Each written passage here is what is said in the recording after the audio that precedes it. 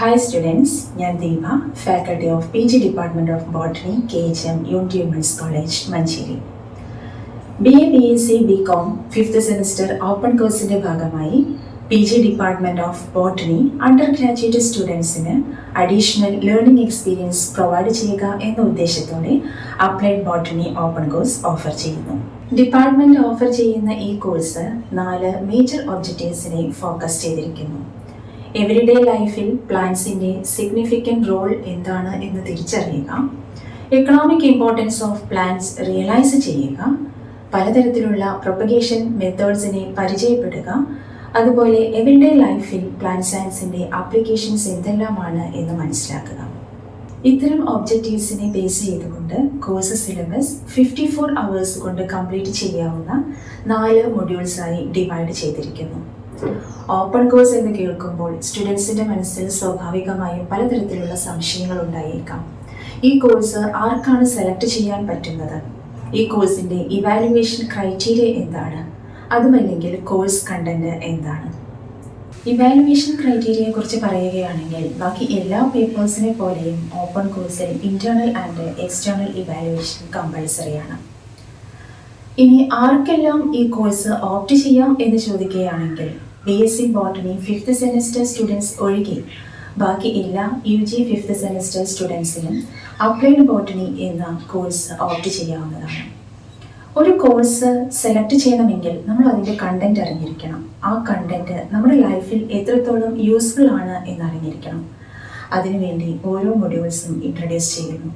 Module 1-ൽ desirable ക്വാളിറ്റിയുള്ള പ്ലാന്റ്സിനെ develop ചെയ്യാൻ ഇന്ന് പ്ലാന്റ് ബ്രീഡേഴ്സ് ഫോളോ ചെയ്യുന്ന വളരെ ഇഫക്റ്റീവായിട്ടുള്ള പ്രൊപ്പഗേഷൻ മെത്തേഡ്സ് ആണ് ഡിസ്കസ് ചെയ്യുന്നത്. അവയിൽ പ്രധാനപ്പെട്ടത് seed propagation, vegetative propagation, micro propagation or tissue culture എന്നിവയാണ്.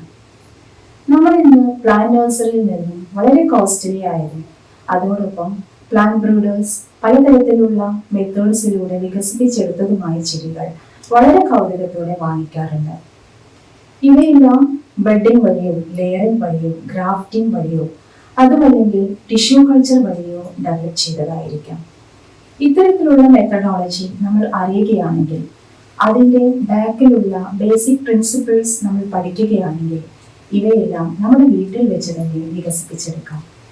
നമ്മൾ ഇന്ന് വീടുകളിൽ പലതരത്തിലുള്ള പ്ലാന്റ്സ് കൾട്ടിവേറ്റ് ചെയ്യാറുണ്ട്. Ornamental plants, medicinal plants, fruit producing plants മുതലായവ. ഇത്തരത്തിലുള്ള പ്ലാന്റ്സിൻ്റെ സീഡ് ജെർമിനേഷൻ മുതൽ ഫ്രൂട്ട് സെറ്റിംഗ് വരെയുള്ള ഗ്രോത്ത് ആൻഡ് ഡെവലപ്മെൻറ്റ് വളരെ സക്സസ്ഫുള്ളായി നടക്കണമെന്നുണ്ടെങ്കിൽ പലതരത്തിലുള്ള ഫാക്ടേഴ്സ് നമ്മൾ ശ്രദ്ധിക്കണം.